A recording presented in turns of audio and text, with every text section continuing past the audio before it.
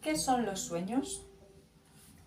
El día que la humanidad lo descubra y pueda archivarlos dentro de un catálogo y computarlos en sus estadísticas, dejaremos de ser humanos porque la poesía habrá muerto. En la Grecia clásica, esa civilización tan fina, el dios de la medicina era Asclepio. Después, los romanos lo adoptaron, lo llamaron Esculapio. Sus templos eran hospitales, albergaban un recinto, el más sagrado, en el que el paciente pasaba una noche entera. Al despertar por la mañana, debía contarle su sueño al sacerdote. La interpretación revelaba el diagnóstico y el tratamiento. Según los historiadores, en los enfermos psicosomáticos los resultados eran asombrosos. Solo había 2 prohibiciones en los templos de Esculapio: nacer y morir. Todo lo demás se permitía. Más tarde, en la civilización de Homero, hubo una especie de fundido a negro que relegó los sueños a cosa de brujas. Pero en 1900, Sigmund Freud, un psiquiatra de Viena, se dio cuenta de que los sueños de sus pacientes contenían el secreto de su angustia y tristeza. Eran importantes, mucho. Fue él quien dijo: un momento, hay que prestar atención a los sueños. Son un asunto muy serio. Contenían y mostraban los dolores del alma, o, en todo caso, podían curar la psique. Se rieron de él, naturalmente, pero solo al principio. Freud se inventó un sistema para sanar a sus pacientes, especialmente de histeria, consistente en escuchar sus sueños para descifrarlos. Lo llamó psicoanálisis. El aporte de Freud a la medicina fue descubrir la importancia de los sueños. Entre sus alumnos había uno más espabilado que los otros. Era un joven con cara de bueno, gafitas redondas y bigote lápiz. Se llamaba Carl Gustav Jung. Había nacido en 1875 en un cantón suizo, la tierra de la nieve y los relojes. Aventajó a su maestro y nos dejó una obra tan profunda y vasta que un humano medio necesitaría más de una vida para poder comprenderla. Era un genio. El gran Jung, ese psiquiatra suizo con tendencias místicas, tenía por mente una linterna capaz de adentrarse en el sótano de la gente, en el inconsciente, y alumbrar allá adentro misterios de la psique desconocidos hasta entonces. Descubrió que la trastienda humana, la psique y sus sueños, produce símbolos espontáneamente. Los sueños son sucesos, no se inventan, como se pensaba. Son como la realidad de la vigilia. Nos ocurren, nos pasan. Algunos son arquetipos, se repiten en todos los seres humanos. Todos los soñamos, desde un lapón hasta un indio, desde un eslavo hasta un chino, desde un malayo hasta un etíope. Tanto si el soñador es culto como analfabeto, inteligente o estúpido. Estas eran sus palabras. Los arquetipos son trozos de la vida misma, imágenes que están íntegramente unidas al individuo vivo por el puente de las emociones, dijo. Gracias a esto, Jung se dio cuenta de que existe una especie de legado maestro, un misterio ancestral heredado por nuestro inconsciente que se perpetúa y se guarda a través de todas las generaciones y al que todos tenemos acceso. Los sueños arquetípicos se heredan. Son un tesoro de la saga humana y a veces se nos aparecen. Podría compararse a un internet onírico. A esto el gran Jung lo llamó inconsciente colectivo. Pero el inconsciente no solo custodia esa herencia, no es mero depositario del pasado, escribió el psiquiatra, sino que también está lleno de gérmenes de futuras situaciones psíquicas e ideas.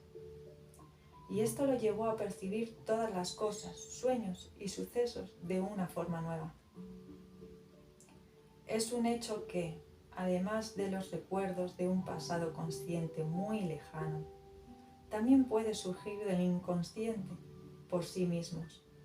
Pensamientos nuevos e ideas creativas, pensamientos e ideas que jamás fueron conscientes antes, dijo.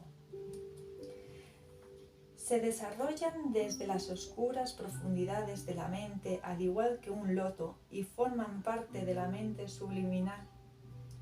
Y aquí estarían los sueños premonitorios y los sueños de advertencia, que según Jung no son magia. Y lo más importante en esta historia, los sueños de inspiración que nos muestran con claridad deslumbrante lo que necesitamos saber para dar con el kit de una obra, una cuestión o un asunto. No hay manera de encontrarlo en la vigilia.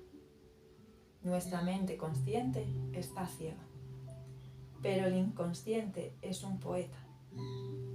Nos alumbra el camino con símbolos que comprendemos al instante porque forman parte de nuestro ADN psíquico. Muchos artistas, filósofos y aún científicos, escribe el Dr. Jung, deben alguna de sus mejores ideas a las inspiraciones que aparecen súbitamente procedentes del inconsciente. Gracias a uno de estos sueños, el novelista Robert Louis Stevenson pudo escribir El Dr. Jekyll y Mr. Hyde. El químico Auguste Coucoulet, en un sueño, vio cómo los átomos del carbono se enlazaban girando y formando cadenas en un baile de vértigo. 10 años después, Coucoulet tuvo otra revelación onírica. Descubrió en sueños la estructura del benceno, la cual era un anillo cerrado. Si el Dr. Hammer no era un loco, sino un genio, los sueños con su hijo Dirk lo certifican. Al Dr. Jung le habría fascinado el Dr. Hammer. Sentía debilidad por los rebeldes. Adoraba a Theophilus Philippus, más conocido por la prosperidad como Paracelso, el médico de las estrellas. Tanto Hammer como Jung, los dos, creían en el alma. Es el ser más insondable e inaccesible de cuantos ha estudiado el pensamiento científico, escribió el Dr. Jung. El Dr. Hammer tituló su primer libro Cáncer, enfermedad del alma. Firmó todos sus libros no solo como doctor en medicina, sino también como teólogo. Los dos se dedicaron a estudiar la psique. Jung descifraba los sueños, Hammer los conflictos. Ambos la pusieron en el mapa. La señalaron, la iluminaron con su luz potente, nueva. Al igual que una planta produce sus flores, la psique crea sus símbolos, dijo Jung. Nuestra psique, decía, es parte de la naturaleza y su enigma es infinito. Por tanto, no podemos definir ni la psique ni la naturaleza. Para Hammer, la psique era una de las tres piezas del engranaje biológico: psique, cerebro y órgano, programador, ordenador y máquina. El sistema es todavía más fascinante, escribió. Si pensamos que el ordenador, el cerebro, es quien crea al programador, la psique, y esta, a su vez, programa al cerebro. Por eso digo, el ser humano cree que piensa, pero en realidad es pensado. Para ninguno de los dos la enfermedad era maligna. Hasta ahora, escribió el Dr. Hammer, creíamos que era algo adverso, malévolo, hasta un castigo de Dios. Pero él se empeñó en demostrar lo contrario. La enfermedad es un programa con pleno sentido biológico, una respuesta sensata del organismo que se pone en marcha con el fin de resolver un conflicto biológico. No es un enemigo. Y el Dr. Jung dijo: la enfermedad es el esfuerzo que hace la naturaleza para curar al hombre. Y añadió más adelante: no estamos aquí para sanar nuestras enfermedades, sino para que nuestras enfermedades nos sanen. Esas frases podrían haberlas escrito el Dr. Hammer. Jung estudió la mente, Hammer la biología, pero su comprensión de lo humano era semejante. Los dos adoraban la naturaleza. Jung se fue a vivir de viejo a una torre que se construyó a orillas del lago Zurich, en un bosque. Nunca debemos olvidar que lo que para nosotros resulta complicado, aún maravilloso, para la naturaleza no representa ningún milagro, sino algo totalmente corriente.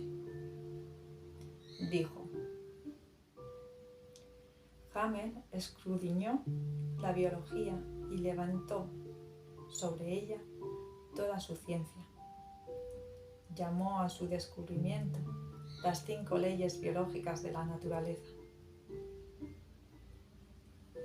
Los dos añoraban al humano primitivo, ese que el civilizado lleva tan adentro, escondido en la bodega, maniatado y con mordaza porque le avergüenza.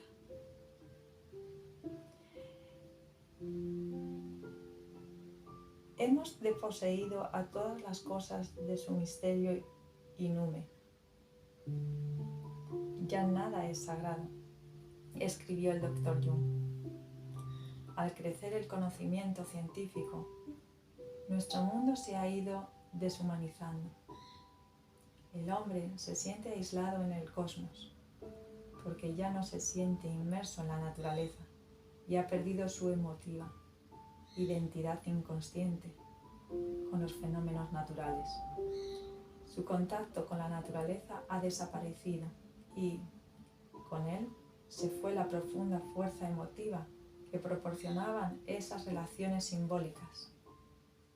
Esa enorme pérdida se compensa con los símbolos de nuestros sueños. Nos traen nuestra naturaleza originaria, sus instintos y pensamientos primitivos. Y Hammer dijo: hay que admitir que los más inteligentes han sido los antiguos médicos sacerdotes de nuestros antepasados, que con sus rituales, fórmulas de conjuro y runas intentaban curar ante todo el alma. Los brujos del bosque, de los que siempre estamos dispuestos a reírnos, eran médicos mucho más inteligentes que nosotros. Ninguno de los médicos de la selva virgen de África trataría a ningún paciente de modo sintomático sin haber curado primero su alma.